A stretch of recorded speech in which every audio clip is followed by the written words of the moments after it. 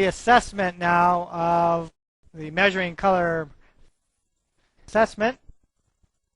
So what that means is now that we made our observations, made sure our samples were good, made our readings, looked at their sample, all that, we must describe the difference in some standardized and consistent manner. So generally we want to communicate when there's a difference between our standard and our sample, let's say.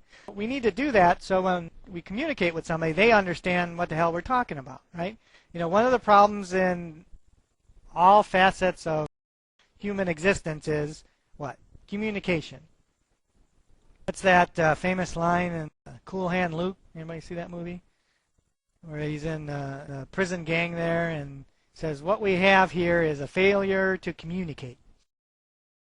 We don't want a failure to communicate. We want to make sure when I say something, what you hear and understand is what I'm trying to tell you. Sometimes it doesn't always happen, whether it's in classes like this or between a supplier and their customer, operator and the quality control technician. Of course, that's usually never a problem there, right? In visual evaluation, our only choice for describing the difference is terminology, really. We can't really use numbers, say that's a 4 or that's a 3, or, you know, that doesn't make any sense when we're talking about visual observations.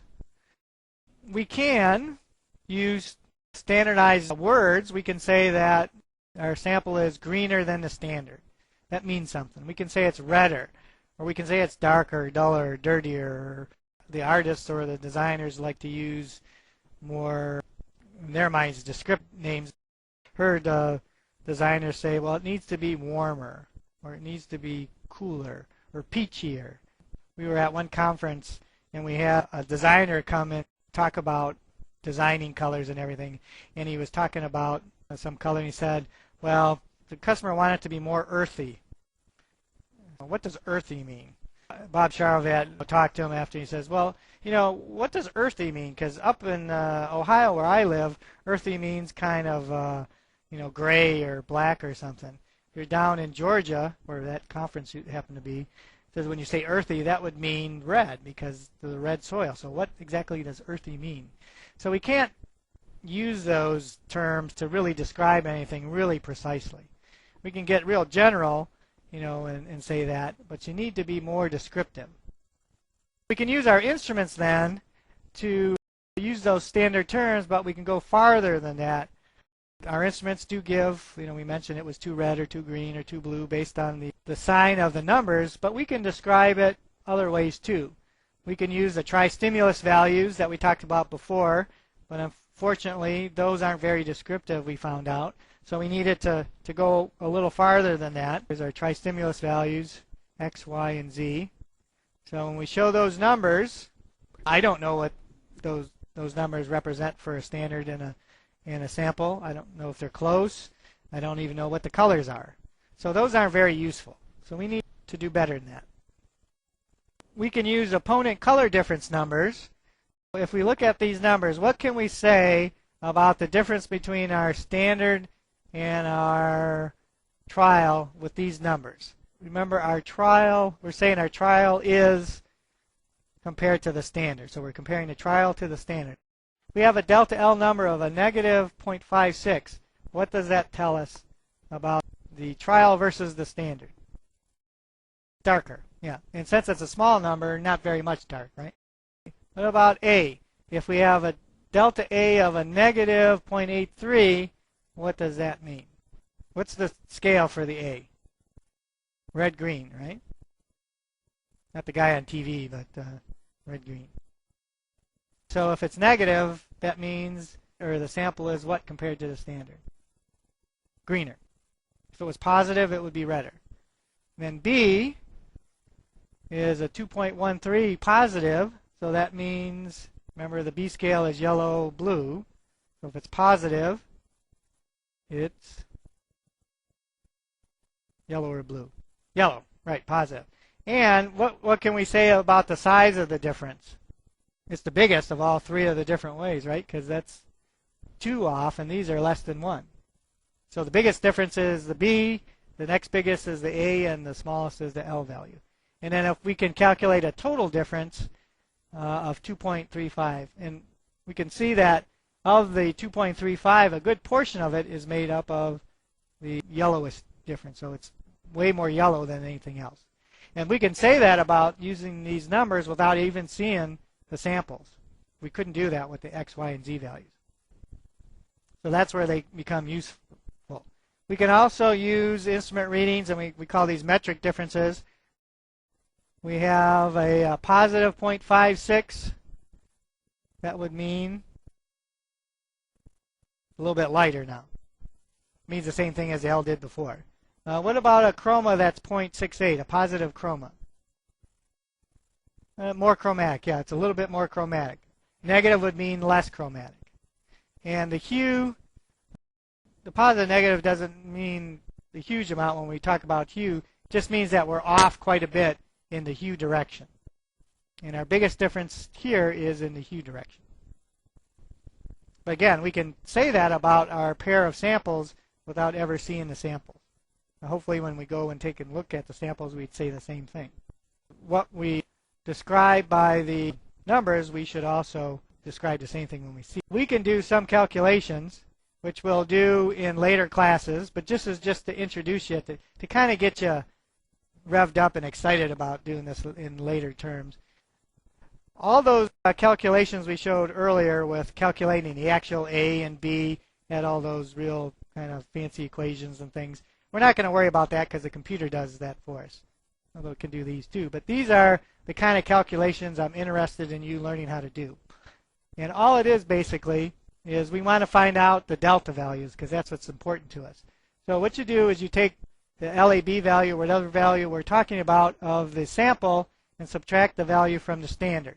So if we have a standard and a sample with these numbers that go along with it, and we want to calculate delta L, we take the L of the sample, which is 49, and we subtract the L of the standard, which is 45. So 49 minus 45 gives us a positive 4, which means it's lighter. We can do that with the A values, 22 minus 15, which is positive 7, so that means it's redder. And then with the B value, we can take 27 minus 35, and seeing as that's a negative number for the B value, that makes it bluer. And that's the extent of those calculations. Now the C is a little more complicated. We have to square chroma for the standard. We square the A value, add that to the square of the B value, and then we add that up and we take the square root of that. This little symbol here where it says a half raised to the half power, that's the same as taking a square root. Add those two together, take square root of it. So we have 15 squared plus 35 squared. Take square root of that. We get 38.1. Do the same thing for the sample. 22 squared plus 27 squared. Take square root of that, and we get 34.8. And then we subtract them just like we did before. The sample chroma minus the standard chroma, and we get a negative 3.3, which means it's less chromatic. And then our delta E, we take the delta A value, which we calculated up here. The delta B value, this one, A, B, and L values, we square each one, add them together, take the square root of it. So we have 4 squared plus 7 squared plus negative 8 squared. Add those up, take square root, and we get 11.4. And we can take that value, subtract the L value, C value away from it, and get the delta H. We'll go into this in a lot more detail next time. But those are the kind of calculations you'll have to do. They're not that complicated. If you have a calculator, you should be able to do it. And even if you don't, a lot of them you can do. Maybe not the square root part, but the other ones. So the CIE system is what we'll be using. Remember, the numbers used to describe colors and the color differences are based on the CIE system. And the heart of that system was the 1931 Standard Observer based on color matching experiment with colored lights. Talked about that before. Shows that we would set up a particular light color here and then try to match it with the 3 other primary colors. Red, green, and blue light source. And we talked about that in a previous chapter, chapter 2, I believe. So you know all this stuff already. Then we came up with this standard observer functions, another x, y, and z values. These happen to have the line over the top that distinguishes them from the chromaticity coordinates, which is also small letter x, y, and z. It shows for making any of these colors of individual wavelengths how much of these 3 functions are necessary to make those colors. Remember, there are also a 2-degree observer versus a 10-degree observer. The small 2-degree observer is the small circle there. The bigger circle is a 10-degree observer, and it just has to do with how big of an opening there was in the slit when they were looking at the colors. How big of a sample size were they looking at? 2-degree observer looks at the size of a sample of about a dime from 18 inches away. 10-degree observer is a much bigger sample. It correlates better with the way our eyes works than the 2-degree observer. Here's the numbers that result from the 2 different observer functions. We have the solid lines are the 2-degree observer. The dashed lines are the 10-degree observer. Remember what the standard observer functions are just tables of numbers or graphs. And you can see there's a little bit of difference between them, not a huge number. There is a difference. If there's no metamerism, it really doesn't matter. But once you get into metamerism, then that makes more of a difference. But in general, industry uses the 10-degree observer, but not exclusively. Finally, after we looked at our samples, we assessed what the difference is. What our final really decision is that sample acceptable match with the standard? Is it good enough?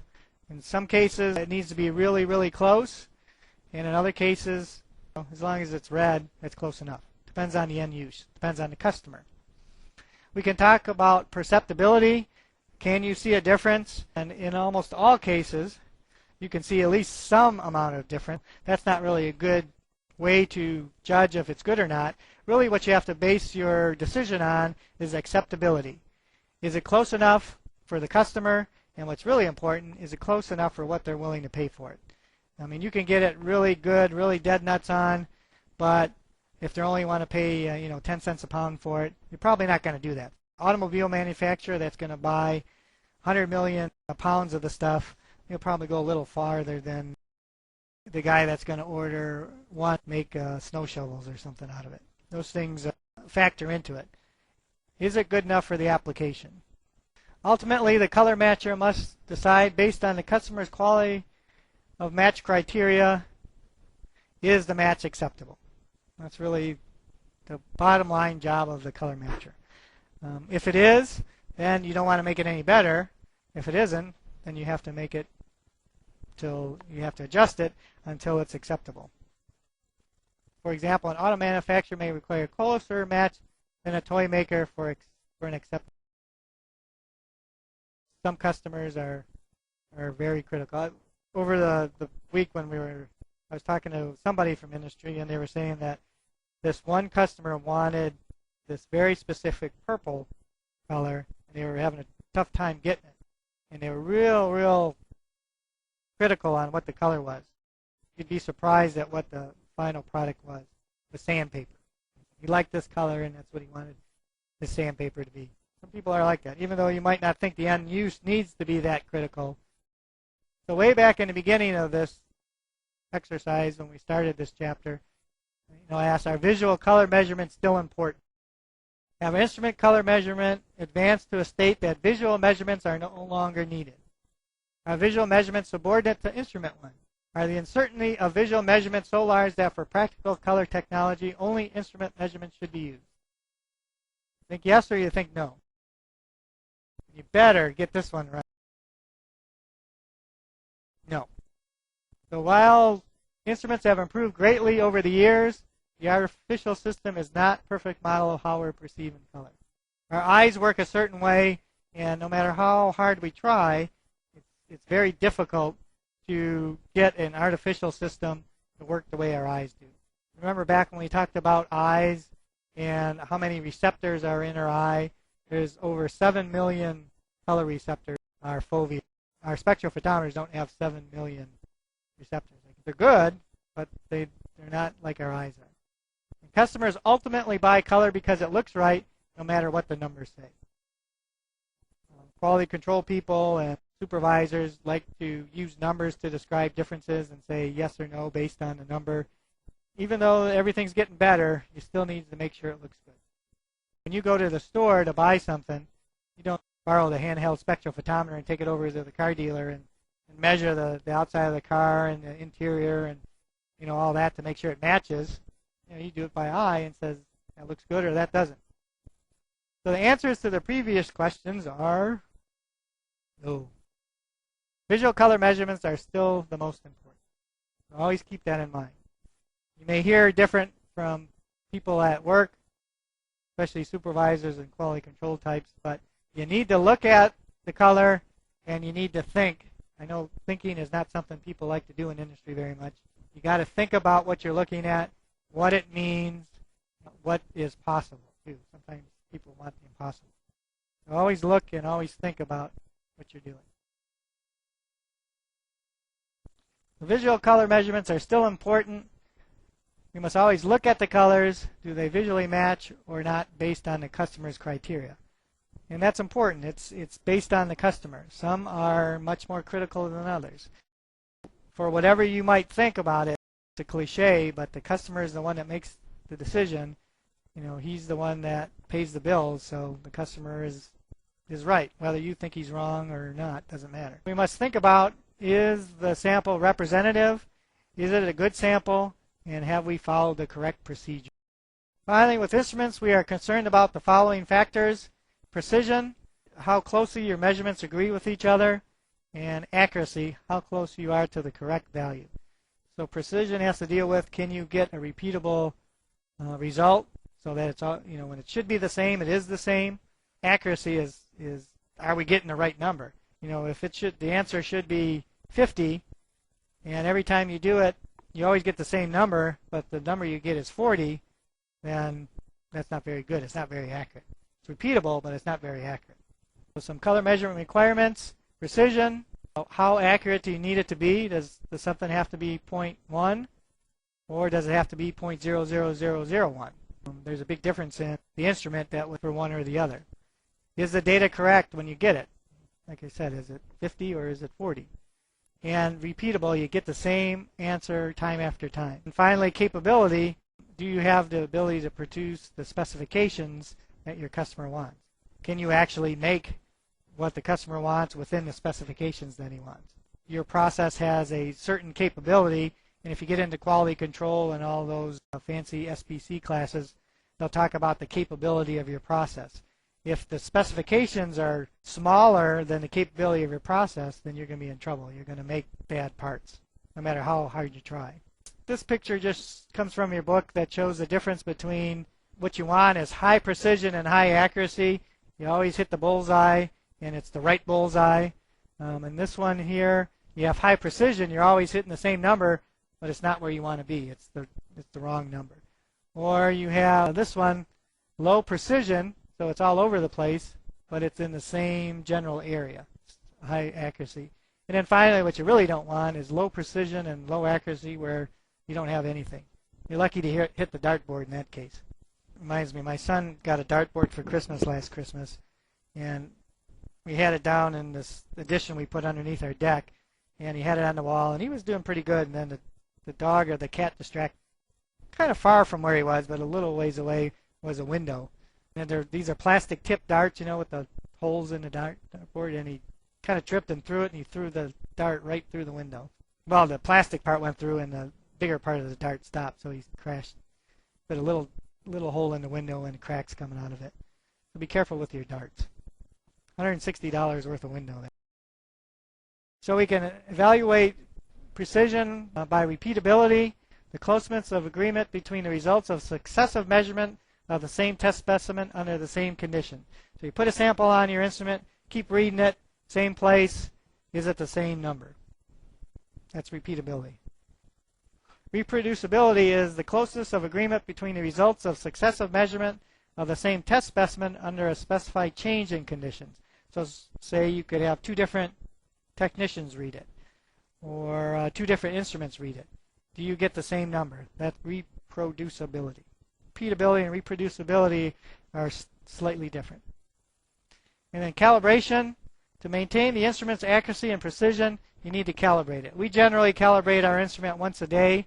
A lot of plants calibrate them once a shift, but you want to make sure that when it's reading correctly. So calibration is the process of adjusting an instrument so that the readings reproduce a national scale. So it always goes back to the same starting point. Generally, we use a black trap of some sort that represents zero reflectance and a white tile that represents complete reflectance.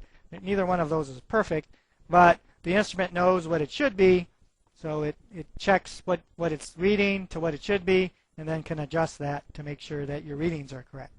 Performed on a regular interval, certainly upon startup, and routinely, say once a shift.